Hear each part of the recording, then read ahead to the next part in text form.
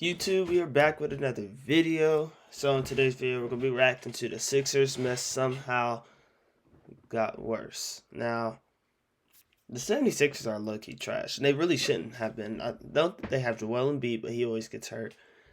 Paul George, I don't know what's going on with him this year. They got Tyrese Maxey, so I'm like, So Sean's reports that confused Joel how they Embiid is suck. considering Let's just get shutting into the down the video. season with surgery. Oh, really? Why is this even a And question? he's out Their for the season was now. screwed months ago. But 2 weeks ago, Daryl Morey was like, oh, we feel that this team has a real shot. We've made our path to win harder, obviously, but we still think this could be a special season. Nah. What? That might be the most out-of-touch thing I have heard since Nico Harrison was like, yeah, Luka Doncic? No, I think we'd rather have Anthony Davis. I mean, the Sixers aren't even in a play-in spot, and somehow they crawled to the 8th seed. You beat the Cavaliers, or maybe the Celtics? No, Embiid's a mess. Paul George is now known as Podcast P. Oh, and if you want more proof, the last 77 years, only 2 teams outside the top 3 seeds have won a championship. The 95 Rockets and the 69 Celtics. Both were defending champs. That means if you aren't a top 3 seed or a defending champ, you have 0 shot. So, hey, Daryl Morey, you're not going to be the 8th seed non-defending champ to make history. Yeah, but that's not even the worst part. Not even close. This situation gets 10 times worse. So back in 2020, it looked like Al Horford was washed. Turns out, he just didn't fit in Philly. Still productive like 5 years later. But at the time, they wanted to dump his salary, so they traded Al plus a first-round pick to OKC for Danny Green. That 2025 pick is top 6 protected. And at the time, people were like, Embiid's in his prime. It'll be a crappy low pick. Nope. This year, Philly can hand OKC a top 10 pick in a loaded draft. Oh, and they'll guarantee it if they go with Daryl Morey's plan of going to the play-in and then losing in the first round, then giving up a great pick. That would be a disaster. Why would you not add like a top 5 kid to this roster? I mean, they already have young guys, 24-year-old Tyrese Maxey, who's all NBA level. Jared McCain could be an all-star someday. Justin Edwards and Adam Bonner are huge hits in the draft. Plus, this team is actually stacked. That's the problem. Like Tyrese Maxey and Jared McClain. I forgot Jared McClain is on this team. And then you also got Joel. You got Podcast Pete. And then Tyrese. Oh, well, Tyrese Maxey's right there. Like, bro, that's crazy. I don't know about the other people. I don't keep up with the Sixers. But this team is stacked, bro. They just need a player like me on this team. They'll be stacked even more. Top 6 protected pick. Oh, the ceiling there? Well, the ceiling is number 1. Yeah, it sounds crazy, but Philly actually would have an outside shot at Cooper Flag. And that's trade not Joel, hype. If get him not, out of there. there is so much talent in this draft. So with that at stake, how could Morey say this could be a special season 2 weeks ago when it's obviously not? Well, there's a chance that Morey knows this could be it for Joel Embiid. Last week against the Nets, for the first time in his life since becoming the man in Philly, Embiid was benched in the 4th quarter. Knicks center Nick Claxton was beating Joel down the court over and over, creating an advantage. Embiid's offense just whittled down to like little mid-range jumpers trying to draw a foul. Philly's actually better with him on the bench, so Nick Nurse made the call. And Embiid was so upset he refused to speak with the media. And the crazy thing is, nobody knows what's going on. Seriously, like, imagine if Steph Curry was only playing like once a week, and when he did play, he was terrible on offense and defense. He was getting benched in the 4th quarter, and the Warriors just weren't talking about it. That's actually what's happening. This would be the biggest story in the whole NBA if it was Steph Curry. So now we are forced to guess what happened. I mean, it's still a big story. Everybody talks about this. Like, I do hear this topic a lot about Joel Embiid.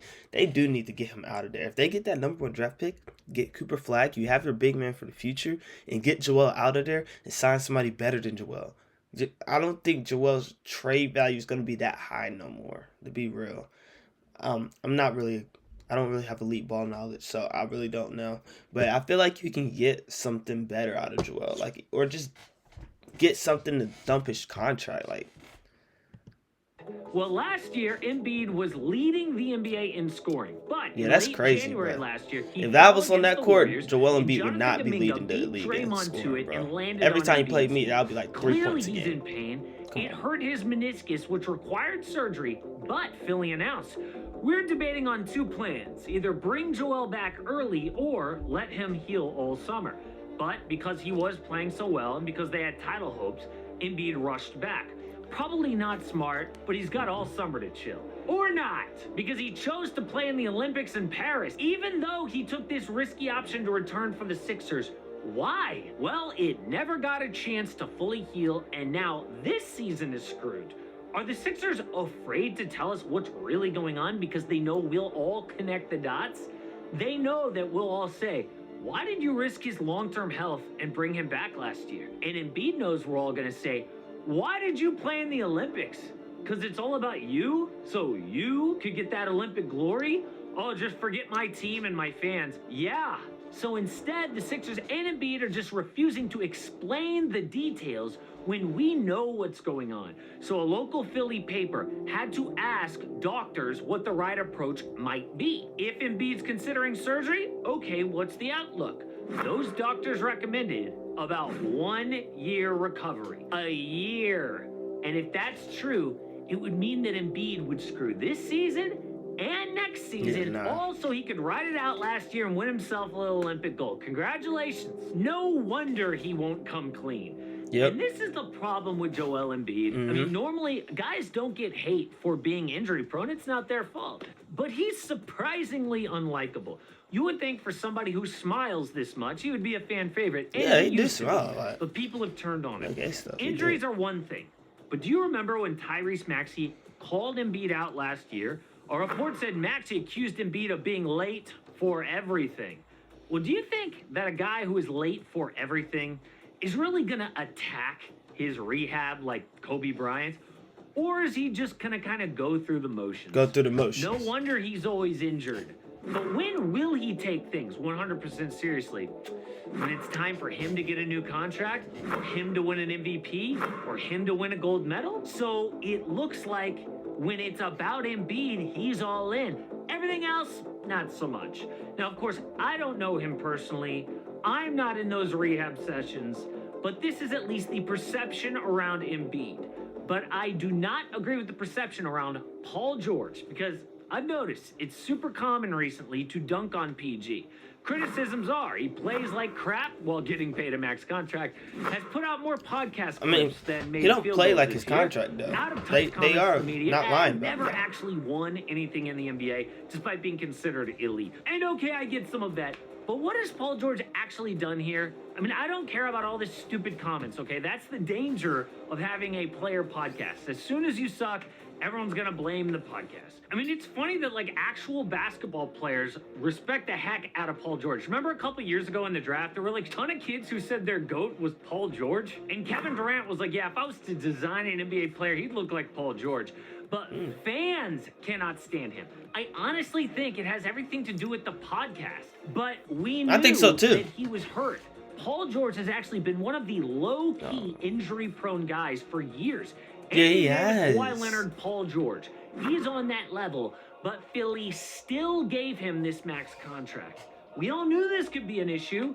Is it his fault? What do you want Paul George to be like, oh, actually, can I make less money? I have some injury issues. No, of course not. Everyone would take the max, okay? Yeah. I mean, even Kobe Bryant, who is supposed to be like the opposite of this Paul George reputation, yeah, he took the max when he was way over the hill with the Lakers, which hurt the team.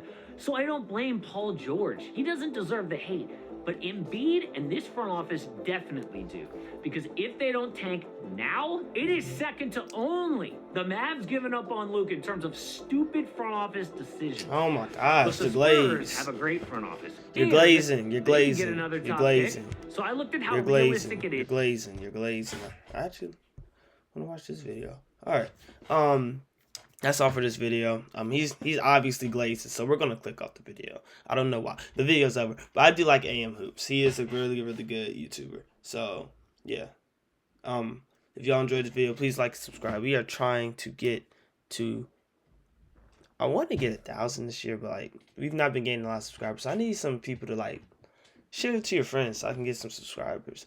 But yeah, that's the goal for the year. I hope y'all enjoyed the video. Like, subscribe, comment, share with your friends, and I'll see y'all later.